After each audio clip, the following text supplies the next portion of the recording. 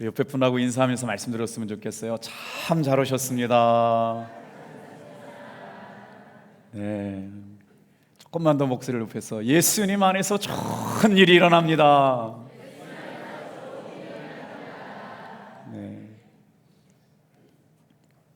창세기 33장 말씀을 가지고요, 하나님이 은혜로 주신 가족을 용서하고 화해하라 라는 제목으로 말씀의 은혜를 나누려고 그래요. 성경에 기록된 말씀 중에 중요하지 않은 단어가 없고 소중하지 않은 말씀 한 구절이 없죠. 그런데 용서라는 단어만큼 위대한 단어가 있을까 싶습니다.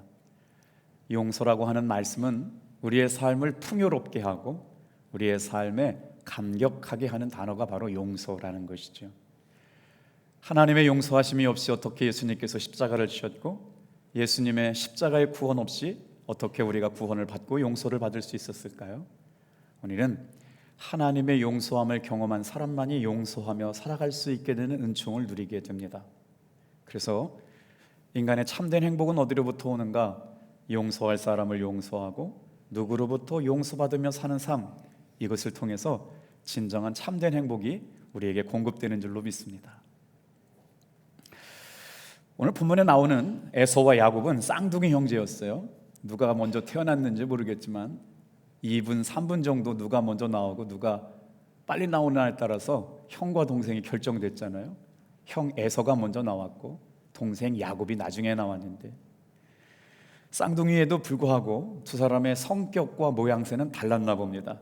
그래서 성경 창세기 25장에는요 야곱과 에서에 대해서 이렇게 설명하고 있어요. 에서는 익숙한 사냥꾼이었으므로 들사람이 되고 야곱은 조용한 사람이었으므로 장막에 거주하니. 에서의 이름은요 털이 많다, 피부가 붉다, 이런 별명을 가지고 나서 에서라고 이름 붙여줬거든요. 그러니 들에 나가서 사냥 좋아하는 상남자 스타일이었던 것 같고 아주 거친 스타일의 멋진 남자가 바로 에서였다면, 동생 야곱은 집에 혼자 있기를 좋아하는 조용한 성격의 남자였던 것 같아요. 그런데 이게 웬일이에요? 야곱은 야심가였고 또 꿈쟁이였고, 그래서 하나님이 주신 장자권, 그게 아주 귀하다는 걸 알아가지고 형의 장자권을 속에서 뺐죠. 아버지 이삭이 아들에게 주는 축복권도 속에서 뺏고 말았습니다. 지기를 싫어했어요. 그래서 누구랑 싸워요? 형과 싸워가지고 형이 가져갈 거 다 뺏어가지고 자기 욕심만 조용히 채웠던 사람, 그 사람이 바로 야곱이었죠. 발꿈치를 잡았다라는 뜻을 가진 야곱의 이름. 그러니 두 형제는 어떤 삶을 살게 되었을까요? 성경의 말씀이 왜 우리에게 은혜가 되냐면 우리의 삶에 일어날 수 있는 일들을 다 그대로 적어놨다는 거예요. 그 일로 인해서 형 에서가 얼마나 화가 나고 분노했는지 말이에요. 창세기 27장 말씀해 보니까 2번씩이나 형 에서가 아버지 이삭에게 찾아가서 울면서 정말 나에게 주실 축복이 없습니까? 아버지 야곱에게 주신 축복 말고 저에게 주실 축복은 정말 없습니까? 라고 따지면서 2번씩이나 울며 아버지에게 자기에게도 복을 달라고 얘기했다는 것. 야곱이 에서가 소리쳐 울었다. 내게도 그러하소서, 내게도 그리하소서 하고 에서가 소리 높여 울었다라고 성경이 기록되고 있는 걸 보면 동생 야곱에게 뺏긴 장자권과 축복권이 그렇게 소중하고 귀하다는 걸 뺏기고 나서야 알았다는 것이죠. 여러분, 에서가 그걸 깨닫고 나서 화가 얼마나 많이 났는지요. 동생에게 분노한 나머지 에서가 창세기 27장 41절 말씀에 내가 내 아우 야곱을 죽이리라, 내가 내 야곱 아우를 죽이리라 다짐까지 하면서 그렇게 세월이 흘러갔죠. 결국 야곱은 분노하고 있는 형을, 자기를 죽이겠다고 하는 형 앞에 살 수가 없어가지고 외삼촌 라반의 20년 동안 종살이 아닌 종살이를 하면서, 이제 우리가 지난 시간 창세기 32장 하나님께서 화해의 과정을 열어주시고 야곱의 허벅지 관절을 치시면서 어떤 역사가 일어났어요? 야곱이 지금까지 의지하고 살았던 힘의 근원을 끊어놓으셨어요. 그러면서 내가 거기서 하나님과 겨루어 보았다. 그의 이름이 야곱에서 이스라엘로 바뀌어지잖아요. 그리고 거기서 하나님의 얼굴을 보았습니다. 브니엘이라고 그 장소를 이름합니다. 하나님께서 야곱이 지금까지 의지하고 살아왔던 힘의 근원을 끊어놓으셨어요. 그리고 뭐예요? 두 손 두 발 다 들고 하나님 앞에 기도하고 예배하는 사람으로 바뀌어놓고 하나님만 의지하는 사람으로 바꿔놓은 역사. 야곱에서 이스라엘로 이름이 바뀌면서 새로운 운명이 시작되게 됐죠. 놀랍게도 그렇게 하란 땅에서 20년 동안 살면서 이제 드디어 만나지 않을 수도 없고 만나자니 껄끄럽고 만나자니 두렵고 창세기 32장 형 에서를 만나는 야곱의 심정이 두려웠다. 심히 두려웠다.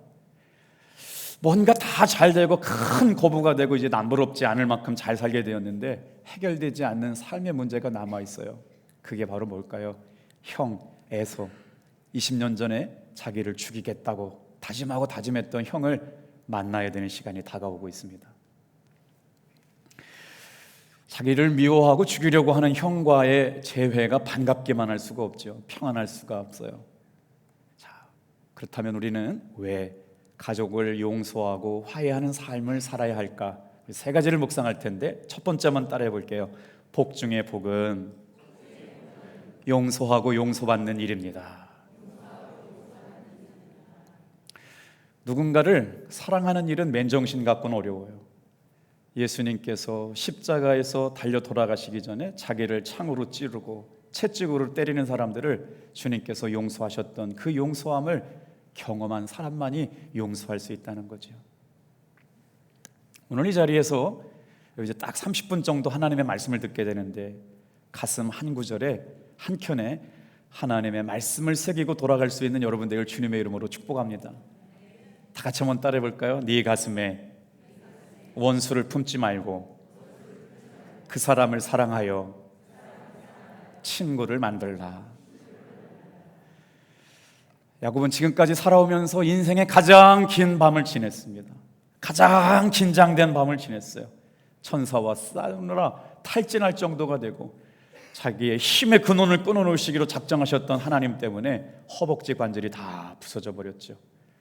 아프고 상처났지만 이제 야곱은 더 이상 야심가가 아닙니다. 더 이상 남의 발꿈치나 잡는 속이는 사람, 거짓말하는 사람이 아니라 하나님의 은혜로 살아가는 사람으로 바뀌었습니다. 창세기 33장부터는 야곱의 인생이 완전히 새로운 삶으로 바뀌어지거든요.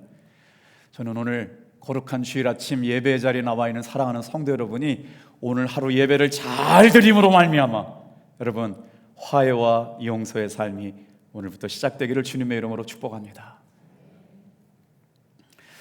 자, 오늘 드디어 야곱이 영적으로 완전히 새롭게 되어서 이스라엘의 삶을 살면서 에서를 만나게 되는데 형제 간의 화해가 시작되는 1절 말씀, 하나님의 말씀은 우리 큰 소리로 읽을 만한 가치가 있습니다.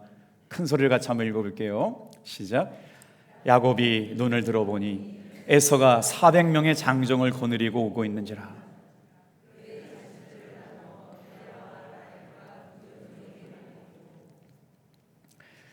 힘센 장정 400명을 거느리고 형 에서가 오고 있다니 형에게 빚진 마음이 있고 잘못한 것을 알고 있는 동생 야곱은 불안할 수밖에 없잖아요. 형이 왜 군대를 끌고 오나.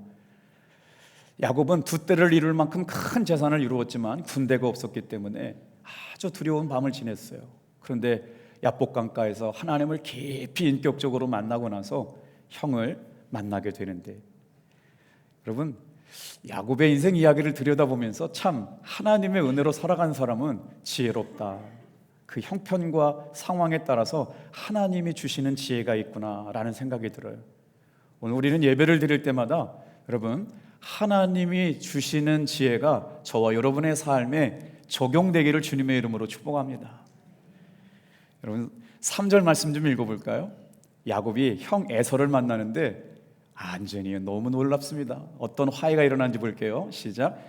자기는 그들 앞에서 나아가되 몸을 7번 땅에 굽히며 그의 형 에서에게 가까이 가니.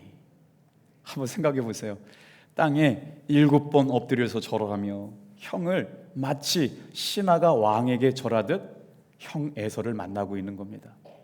7번이나 엎드려 절한다라고 하는 것은 신하가 왕에게 절하고 있는 최고의 경외와 예를 표하는 거거든요. 그러면서 자신을 최대한 낮추고 형 에서에게 용서를 구하고 있는 은혜 받은 사람 야곱의 모습을 봅니다. 여러분, 용서는 누가 하는 걸까요? 참 신기하지 않을 수가 없죠. 먼저 지금 야곱이 자신이 지난날 형의 마음을 아프게 했던 것에 대해서 하나님을 만나고 나서 마치 분이엘 그곳을 이름짓고 하나님의 얼굴을 본 것처럼 형 에서의 얼굴을 구하면서 먼저 형에게 7번이나 엎드려 땅에 엎드려 절하고 있는 야곱의 용서하는 모습. 사랑하는 성도 여러분, 용서는 은혜 받은 사람이 하는 일인 줄로 믿습니다.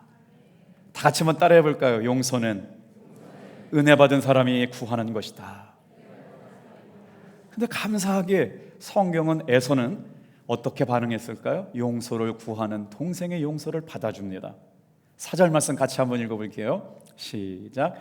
에서가 달려와서 그를 맞이하여 안고 목을 어긋 맞추어 그와 입 맞추고 서로 우니라.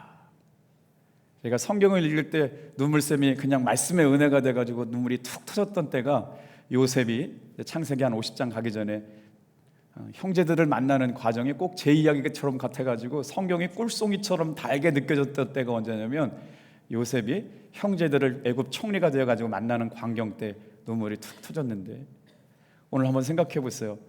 형제들 간에 언제 목을 끌어안고 안아본 적이 있나? 너무나도 반가워가지고 서로가 입 맞추고 서로를 사랑하는 마음으로 토닥이면서 함께 울어본 적이 있나? 참 은혜가 아닐 수가 없어요. 자, 여기서 서로가 안아주었다, 입 맞추었다라고 하는 단어 속에는 무슨 의미가 있을까요? 20년간 형제 간에 있었던 분노는 사라졌습니다. 미워하는 마음은 사라졌어요. 에서가 야곱을 껴안고 우는 장면을 통해서 여러분 한번 생각해 보세요. 형 에서가 야곱을 이렇게 안고 입을 맞추고 서로 흐느껴서 울면서 형 에서의 마음속에 우는 동생 야곱을 보면 어떤 생각 들었을까요? 야곱아, 너 참 20년 동안 힘들었지. 그 모든 마음을 받아주는 형의 마음이 좀 느껴지지 않아요? 너도 참 고생 많았구나. 아름다운 화해가 시작됐어요. 에서는 한동안 분노를 사귀지 못하는 세월을 살았지만 오늘 본문의 말씀에 보면 에서는 분노로 끝나지 않고 동생 야곱의 용서를 구하는 마음을 넉넉한 품으로 안고 서로 엉겨가지고 울고 있는 모습을 보게 됩니다. 에서와 야곱이 서로 끌어안고 함께 흘린 눈물은 형제 사이에 쌓였던 20년간의 앙금이 사라지고 화해했다는 뜻이죠.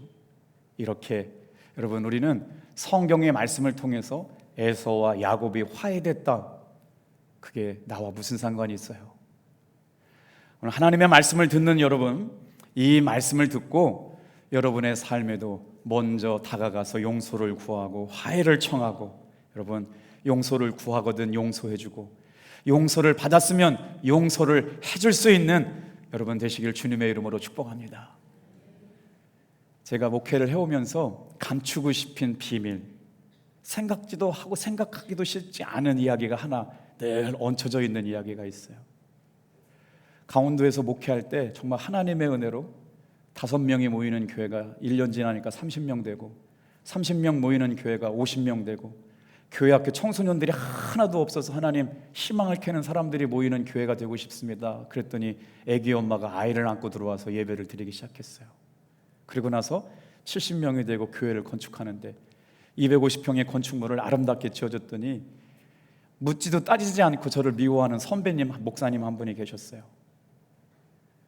어느 날 그 매민지 태풍 루산지가 정선에 불어닥쳐가지고 정선 그 시내 안에 물난리가 나가지고 선광교회라는 교회가 침수가 돼서 이제 목사님들이 다 모아서 침수가 난 교회에 가가지고 돕기로 했어요. 제가 선배님들이 다 와서 그 물난리 난 교회를 그러니까 청소한다고 그러니까 너무 고맙잖아요. 제 딴에는 그분들 점심이라도 대접한다고 돼지고기 삼겹살을 제 형편 따라 크게 많이 준비해 갔는데 그분들 간 시간보다 한 30분 늦게 갔어요. 그랬더니 그게 그분에게는 너무너무 화나는 일이었어요. 선배들이 일하고 있는데 후배 자식이 늦게 왔다고. 그때부터 그 목사님의 눈이 도깨비 눈으로 불이 붙어가지고요, 저를 때리려고 막 흥분해서 찾다가 장작더미 하나를 들고 저를 막 치려고 했는데, 저는 세상에서 태어나서 제가 경험했던 충격 중에 그런 충격을 한 번도 받아본 적이 없어요. 한 번도 누구 앞에 그렇게 싸움한 적도 없고 그런 모욕을 당한 적도 없는데, 그 목사님이 흥분해가지고 막 장작개미를 저를 치려고 그러는데, 그분이 아주 빼짝 말랐고 싸움을 해도 제가 이겨요. 근데 막 그런데 그래가지고 제가 만약에 그분을 밀치기라도 해보세요. 지금 저 여기 못 왔어요. 선배 목사와 맞짱 뜬 김석기 목사, 그 소문 평생 따라갈 거예요. 근데 이러지도 못하고 저러지도 못하는데 그때부터 막 마음에 불이 붙어요. 그때 기도했죠. 주님, 어떻게 할까요? 거기 기도방이 있어가지고 성전에 들어가서 펑펑 울었어요. 거기에 제 아내도 있었고 제 두 딸도 있었거든요. 화를 내고 승질을 부리고 맞닥뜨려서 싸워야 되는데 싸울 수가 없는 형편이잖아요. 근데 왜 그렇게 저를 미워했나 그랬더니, 자기는 목회가 힘들었는데 김석기는 오자마자 땅 사고 건축하고 목회하는데 교인들이 늘어나고 교회를 짓는 게 괘씸했다는 거예요. 왜 나는 안 되는데 왜 쟤는 되냐, 크게 미웠다는 거예요. 야, 세상에 나는 열심히 한다고 했는데 그게 누구에게 상처가 됐다니까. 근데 문제가 생겼어요, 여러분. 그날부터 제 마음속에 독이 생겼어요. 지금 그때만 생각하면요, 감출 수가 없어요. 화가 나고 혈기가 나고 분노가 나가지고요. 그때 일만 생각하면 내가 가만히 두나 봐라, 너 한번 걸리기만 해봐라. 그때부터 날마다 칼을 갈고 있어. 제 마음속에 독을 품고. 세상에 하나님께서 목회하면서 용서가 뭔지를 가르쳐주는 것을 그때 깨달았어요. 새벽에 기도하면 주님 뭐라고 하시냐면요, 네가 가서 잘못했다고 용서를 구해라. 하나님 아시잖아요. 제가 잘못한 거 없는 거 아시잖아요. 저 못해요. 그 인간 꼴도 보기 싫어요. 안 보고 살면 그만이죠. 싫어요. 안 해요. 절대로 못해요. 그 다음날 새벽 기도하면 네가 가서 잘못했다고 구해라. 진짜 한 달 동안 미워했다 살렸다, 미워했다 살렸다, 미워했다 살렸다. 건축이 진행되고 있는데 보일러를 놔야 돼요. 정선지방에 39개 한 40개 교회 목회자가 있는데 사경회가 열리면 강사로 부름받는 목사는 5명에서 6명밖에 안 되는데, 그 선배 목사님이 미안했나 봐요. 저한테 강사 기회를 줬어요. 그리고 나서 권사반 들어가고 집사반 말씀 들었더니 권사님들이 말씀에 은혜 받았다고요. 얼마라고 얘기도 안 했어요. 교회가 짓는 얘기 조금 했는데 700만 원을 들고 왔어요. 그래가지고요, 겨울에 보일러 놨다. 그래서 제가 지금 생각했어요. 하나님이 왜 나를 아프게 하고 낮추게 하시고 한 달 동안 눈물로 하나님 도와주세요. 진짜 용서가 안 돼요. 그 인간, 죄송해요 목사님을 그 인간이라고 그래갖고 독을 품고 살아가는데 그때가 지옥이었어. 근데 기도만 하면 네가 가서 잘못했다고 그러는데, 진짜 신기하죠? 그 일로 인해 가지고요, 건축원금 1,500만 원이 들어왔어요. 그것이 다 끝나고 나서 다음번 교육자 회의 시간인데 죽기보다도 싫어요. 하기도 싫고 만나기도 싫고 같은 자리에 앉아있기도 싫어요. 그런데 주님이 저한테 말씀하신 거니까, 그 목사님 얘기는 안 들어도 하나님 말씀은 순종해야 되니까 교육자 회의 끝나고 나서 선배님 드린 말씀이 있습니다. 제가 본의 아니게 선배님께 뭔가 잘못한 것이 있고 불편하게 된 일이 있으면 죄송하게 되었습니다. 용서해 주십시오. 진짜 하고 싶지 않은데 용서를 구했어요. 그 선배님이 저한테 한 말은 정말 평생 잊을 수 없는 은혜로운 말이었어요. 야, 김 목사, 너 뭐 아직도 꽁하고 있었어? 야, 인마, 너 뭐 그걸 가지고 아직도 마음에 담아두고 있냐? 저는 그날 기절하는 줄 알았어요. 진짜 죽는 줄 알았어요. 다 같이 한번 따라해 볼게요. 용서는 때린 사람이 하는 게 아니라 맞은 사람이 하는 것이다. 그때 그 일로 인해서 정말 하나님께서 용서하시는 것이 왜 용서인지를 알게 되었어요. 용서는 불가능하더라고요. 내 감정, 내 기분, 내 상황 가지고는 도저히 그분을 용서할 수가 없었는데, 예수님의 말씀에 순종해서 했는데, 그때 정말 순종한 것 때문에 보일러 놓을 돈이 없고 교회 건축 중에 어려운데 그분을 악한 날에 악한 도구로 사용하셔가지고 건축원금 1,500만 원이 나오니까 그래도 생각해보니 감사하더라고요. 그분이 울릉도에 가셔가지고 또 사람을 때려가지고 그분 교육 목회를 그만두게 되셨어요. 그러니 그분한테 제가 먼저 걸렸을 뿐이지 누구도 언젠가 한 번 더 걸렸을 건데 설교도 잘해요. 한문도 박사예요. 너무 은혜로운데 설교도 얼마나 잘하는지. 근데 하나님이 주신 기회를 잘 사용 못하더라고요. 나중에 알게 되었어요. 아버지가 그렇게 폭력적이었대요. 누군가 용서받고 용서하고 살아가는 건 여러분 은혜 중에 은혜인 줄로 믿습니다. 그러면 우리는 어떻게 내 힘 가지고 안 되는 용서를 할 수 있을까요? 다 같이 한번 용서를 위한 전제 조건 속으로 들어가 볼게요. 두 번째만 따라해 볼게요. 진실한 마음으로 다가갈 때 화해가 일어난다. 저는 잘 몰랐지만 정말 제가 가슴에 독을 품고 살고 적개심을 품고 정말 지옥을 살았어요. 근데 주님이 네가 가서 먼저 용서하라. 근데 그날부터요 제 마음속에 한량할 수 없는 기쁨과 감사와 자유가 찾아왔어요. 용서는 그 사람을 위해서 하는 게 아니라 나를 위해서 하는 거구나. 오늘 말씀을 야곱 듣고 에서 이야기가 나와 무슨 상관이 있어요?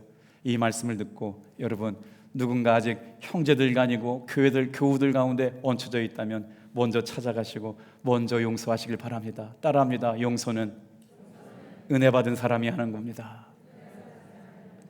그래서 복 중에 복은 용서하고 용서받고 살아가는 건데 용서가 잘 안 일어나요. 저도 똑같았어요. 안 보면 그만이지. 그 인간 진짜로 나하고 도움도 안 되면 평생 원수 지고 살아도 뭐 손해볼 것도 없어. 그런데 그게 아니더라고요. 하나님은요. 오늘 진실한 마음으로 야곱과 에서가 어떻게 화해하고 있는지 성경은 분명하게 가르쳐주고 있어요. 5절 같이 읽어볼게요. 시작. 에서가 눈을 들어 여인들과 자식들을 보고 묻되 너와 함께 한 아들을 두느냐? 야곱이 이르되 하나님의 주의 종에게 은혜로 주신 자식들이다. 말씀을 제가 한 달 전에 광고 원고를 다 이제 주보에 넣잖아요. 근데 말씀을 10번, 20번, 30번, 40번 읽는 가운데 오늘 5절 말씀이 제 마음속에 확 들어와서 주보 인쇄하기 전에 하나님이 주의 종에게 은혜로 주신 자식들이다.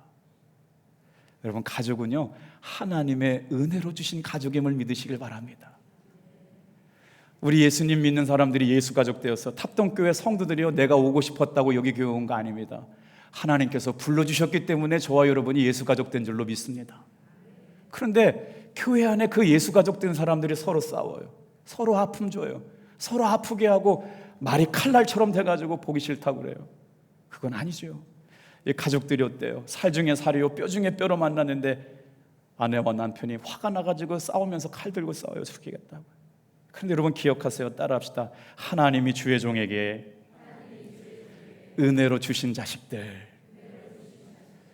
여러분, 여러분의 가족은요 하나님께서 은혜로 주신 가족임을 믿으시길 바랍니다.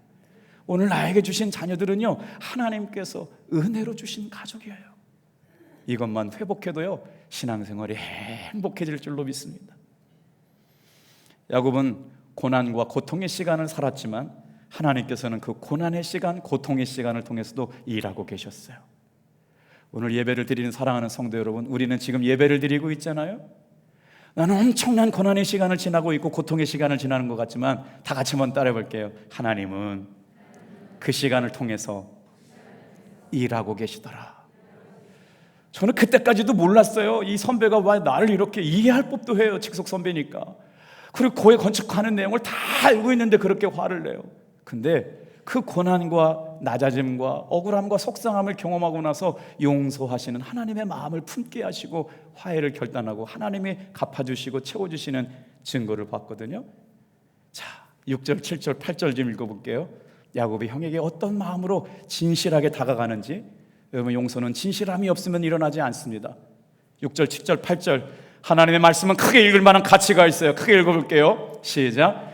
그때 요종들이 그의 자식들과 더불어 나와 절하고 레아도 그의 자식들과 더불어 나와 절하고 그 후에 요셉이 라헬과 더불어 나와 절하니 에서가 또 이르되 내가 만나니 이 모든 때는 무슨 까닭이냐.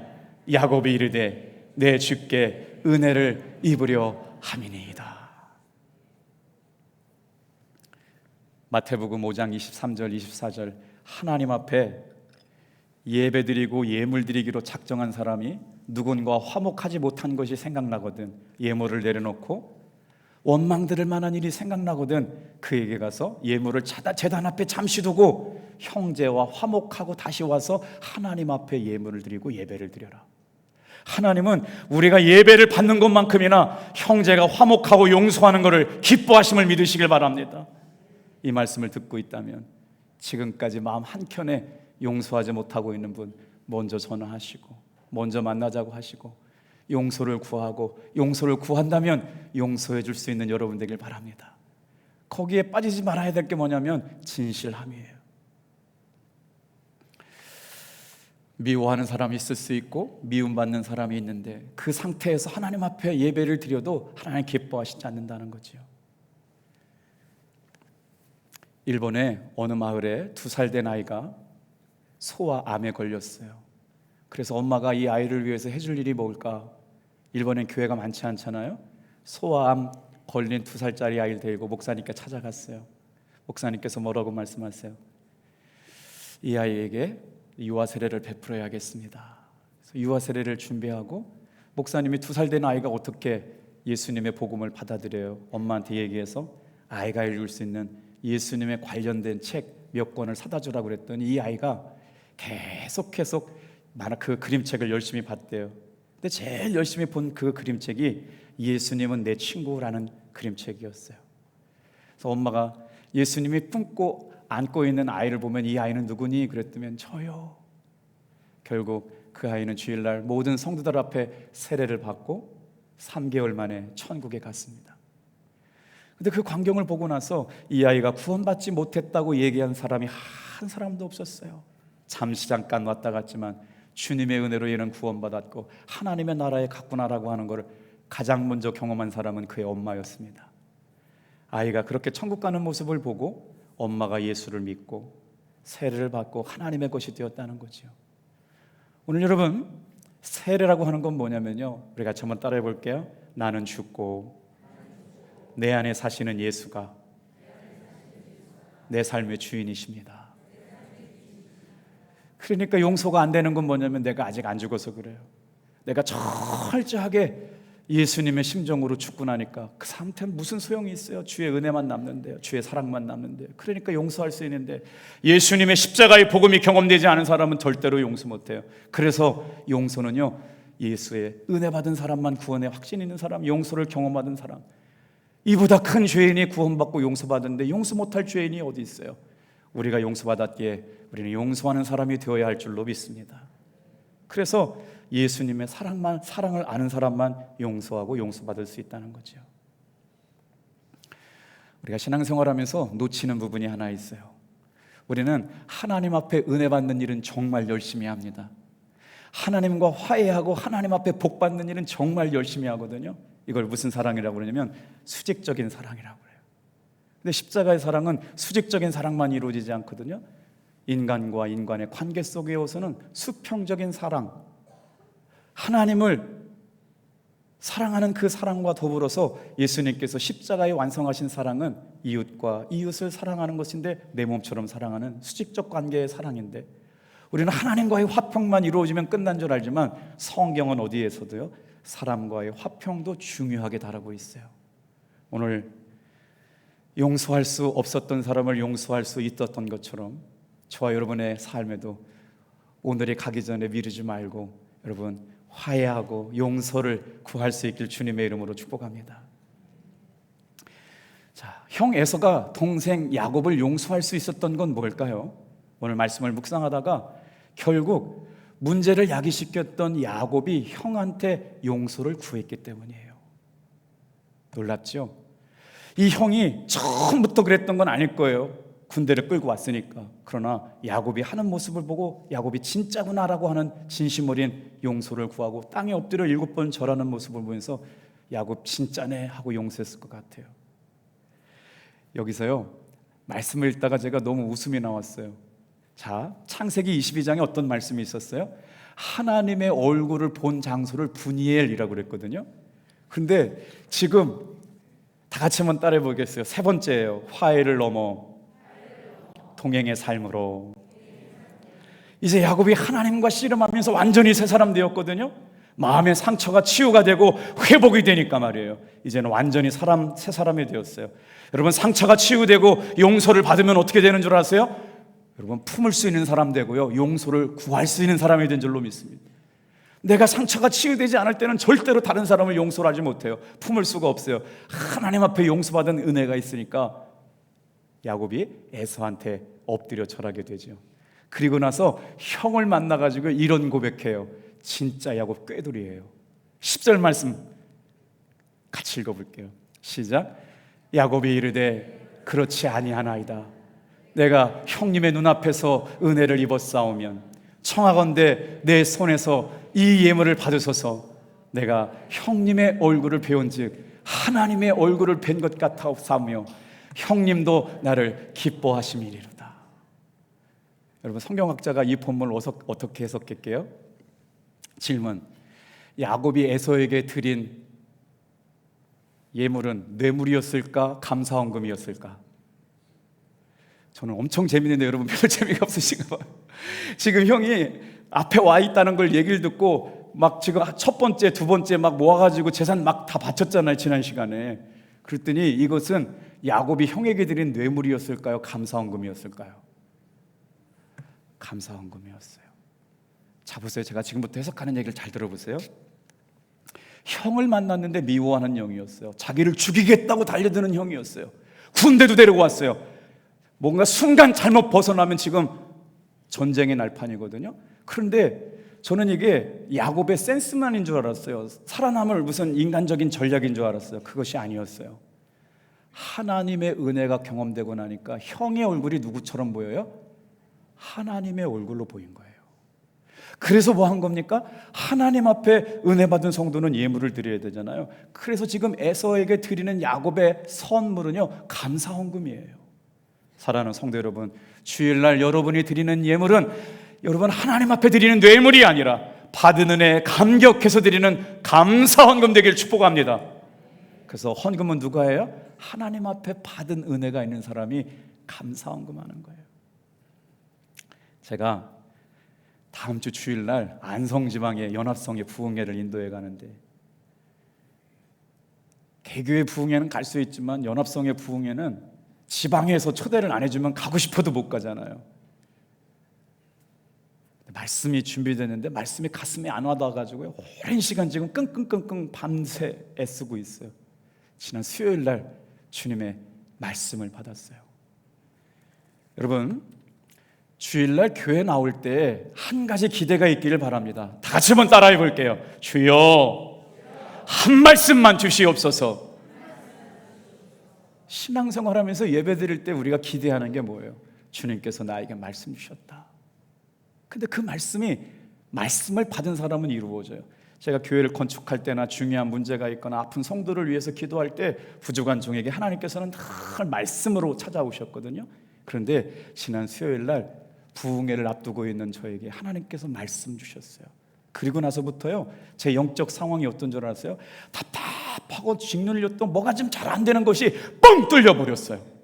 오늘 예배 시간에 여러분, 하나님의 말씀이 여러분의 마음판에 새겨서 영적으로 환해지는 역사가 일어나기를 축복합니다.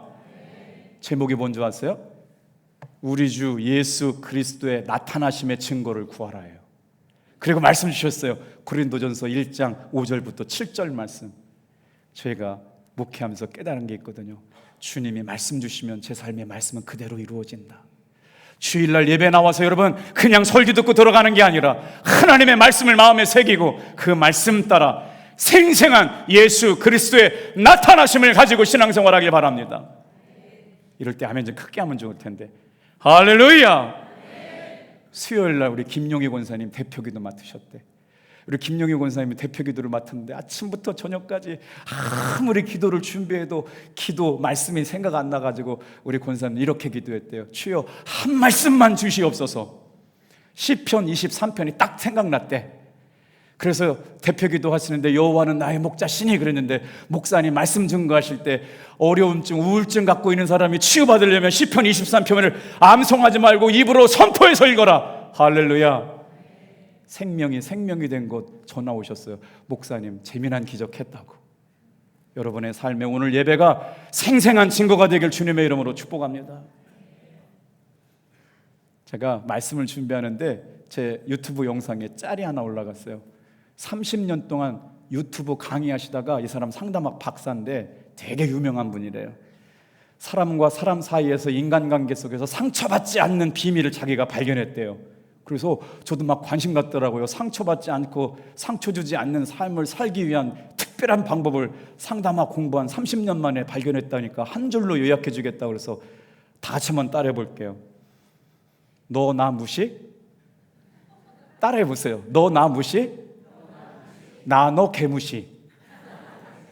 이게 30년 동안 상담하고 공부하고 상처받지 않고 살아갈 수 있는 지혜라고 그래갖고 굉장히 관심 갖고 봤더니 너 나 무시? 나 너 개무시 뭐 이런 거예요. 근데 일부 예배 때 다른 사람들 다 은혜 못 받고 이것만 생각하고 가신 것 같아요.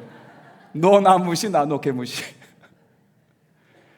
여러분, 제가 1년 동안 아니면 지금 탑동교회 담임 목사가 돼가지고 표현 하나, 표정 하나, 몸짓 하나 때문에 상처받으신 분이 계시다면 용서해 주시기를 부탁드립니다. 춘천 중앙교회 감독님이신 권호서 감독님이 오늘 설교하실 때 교회 안에 갈등을 일으키는 분과 은혜 받는 분에 대하여 설교하시다가 갈등을 일으키는 분에 대해서 우리 권사님을 바라봤대.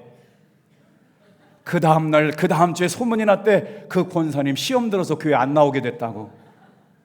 감독님이 깜짝 놀라가지고 어느 포인트에서 시험을 들었답니까? 그랬더니 감독님이 교회 분란을 일으킨다고 얘기할 때 자기를 쳐다봤대. 여러분, 제 표정, 제 말 한마디 상처받았다면 주님 너그러운 마음으로 용서해 주시길 바랍니다.